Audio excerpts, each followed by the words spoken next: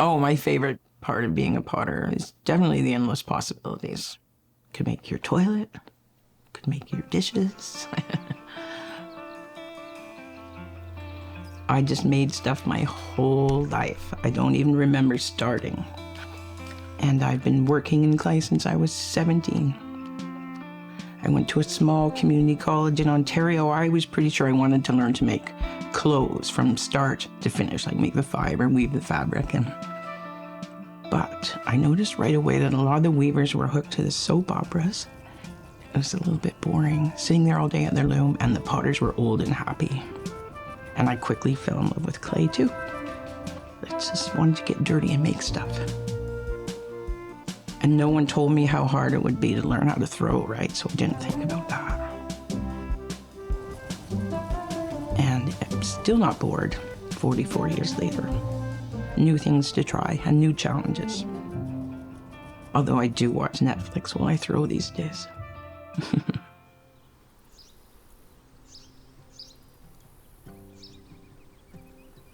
I was in Vancouver, and I'd already graduated, and my friend said, look, I have this name of a potter on Hornby Island that takes helpers.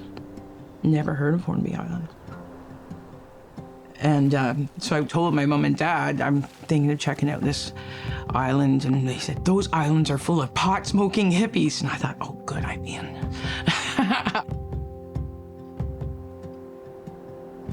I've been here since 1981. In this very neighborhood I'm still in. I call my studio Cannon Road Pottery, although I live on Cannon Crescent, but it's too straight to call it Crescent. Ferries were cheap back then when I got here. There was a sandstone probably that got me at first, the sandstone formations and the beautiful beaches and the architecture. It was the land of no building codes, and people were very free to collect driftwood and come up with these organic structures that they lived in. Beautiful, beautiful hobbit houses. Very fascinating to see what people were capable of when they just did have artistic freedom and the materials.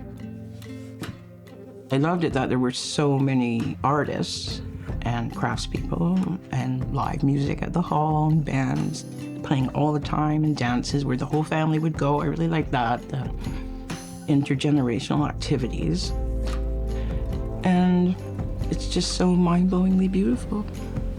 Yeah, I felt very lucky to have found it that way. Then I started to make friends and fell in love. And now I have 8 grandkids that are all close by.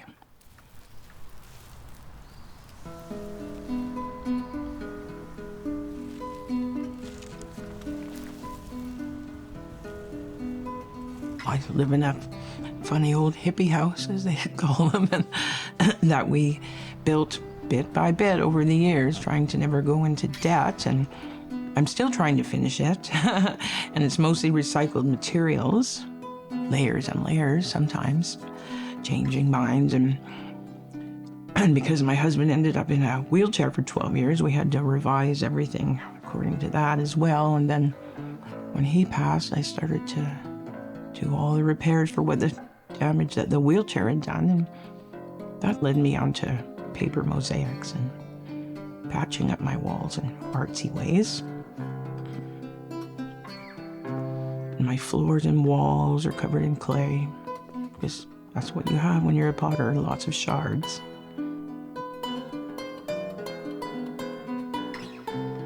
I guess on Hornby Island you have to think a lot about your materials, using them to the max, getting them here, and also what do you do? You know, I live on a little lot with a well, and you know, you have to think of everything that you're doing to impact your little piece of land, and then also just having to be self-entertaining when you live in the country, right? You can't just go out and grab a burger and go to a movie. You have to just figure out how to occupy your own time. We used to keep dairy goats, and I still have ducks. So there's little ways that you can be self-sufficient, provide for yourself. A lot of trading, that's one good thing about making pottery. I've used it to buy fish and beef.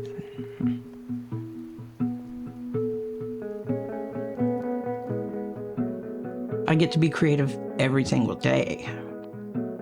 And that's what keeps me going. Because I don't have any other way of being, right? It's all I've done. Yeah. I often associated it with picking berries. You have those primal things that give us that kind of satisfaction. Making things, harvesting things. Just being able to think something up. I love that the most. Just being able to think, oh, what would that look like if I did that? And being able to do it. Or try. Sometimes it's a process where you have to make it and see what happened and learn, digest what came out of the kiln. And the kiln does keep you humble. I used to sit up on a exercise ball so I'd fall if I fell asleep, waiting for my kiln to finish.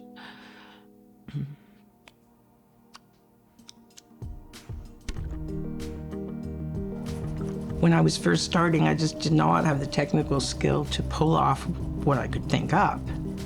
On the wheel, all those things they say about Zen and centering, it comes from that, right? And you do have to be quite centered to center your ball of clay. So you learn to just be right there, or watch a little Netflix, but just, you know, like I remember when I was learning, you could just think, oh, I forgot to go to the mailbox, and then your fingers through the side of your pot, right? Just that split second, but you do learn to keep your focus. Oh, I've also noticed that little kids are centered, and adults aren't. But years of practice, get those skills whether you want them or not. You know, I'm happy that people like what I'm doing because I have to do it anyway. And if you want to gain pottery skills, you have to make a lot of pots, so you have to learn to sell them too. You have to let them move on. Because I probably have gone through 2 to 3 tons of clay every year. It's a lot of mugs. Your hands just learn.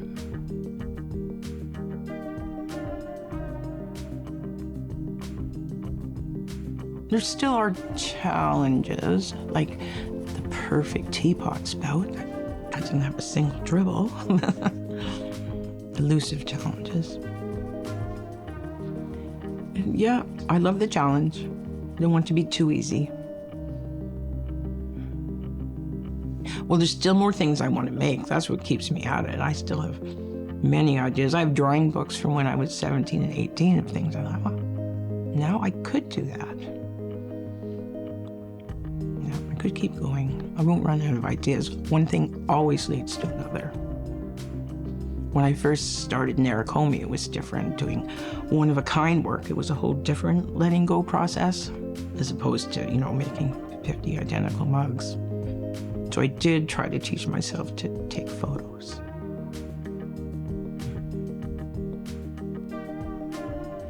And yeah, I've pretty well been able to make my living by being willing to do, like, sometimes repetitive wholesale orders. And people come to my studio mostly. Don't sell off Hornby, really.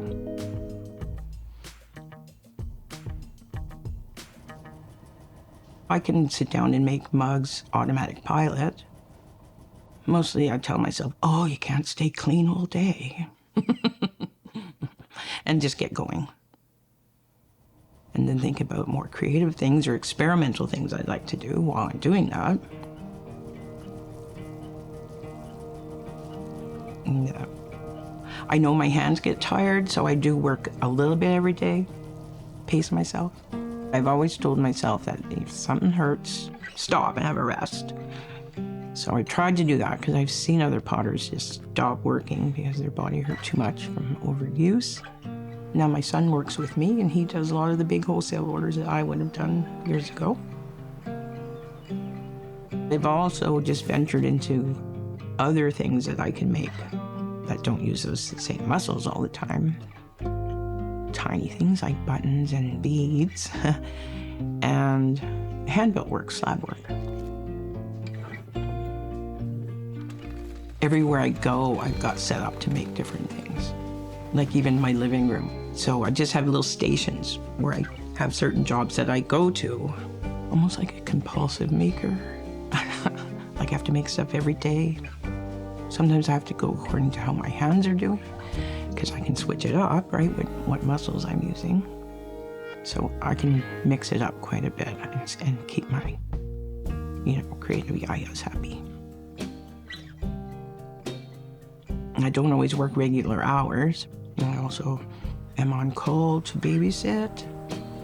I also have a very busy house, and I have an open door policy, and I just like to follow the philosophy that if someone comes to your door to be with you, you're with them, especially if you want them to come and visit again. It's a big freedom to be able to drop everything and have tea with my friends. Those are the most important things, aren't they? Your friendships and your relationships and your memories, that's what you've got. And that's what I have, is a life full of friendships and family. So sometimes I don't get anything done all during the day, so I visit friends, but I can have a little run late at night and do that, get my production out quickly, just that little concentrated section of time. So I'm fitting it in when I want to, because I always really want to. It's just fitting it around the rest of the things I have to do. When I do get to just start playing, I call them the Narracombe, I call that my grown-up Play-Doh, I do lose all sense of time. Yeah. I just can do it for hours and hours without really caring that it's the middle of the night sometimes. And just at those moments, I'm just thinking about what would happen if, or exactly what I'm doing. It's very in the moment. I never think of it as brave, trying new things. I think of it as a necessity. Well, I just like the satisfaction of making, whether it's a really great meal or an inventive cake for someone's birthday or a whole lot of mugs. It's very satisfying.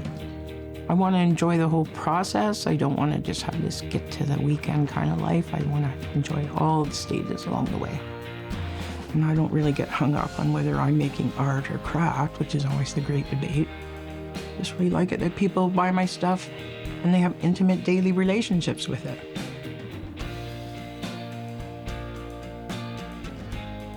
Art is mental health, really. It's people expressing what they need to express and they don't have the words for it. Just think if everyone had a job where they felt like they were playing, we'd all be happier. It's essential to nurture your creative self. Everyone has it. You just have to learn to free it up. We have to give ourselves permission to just do it. Just start and make something.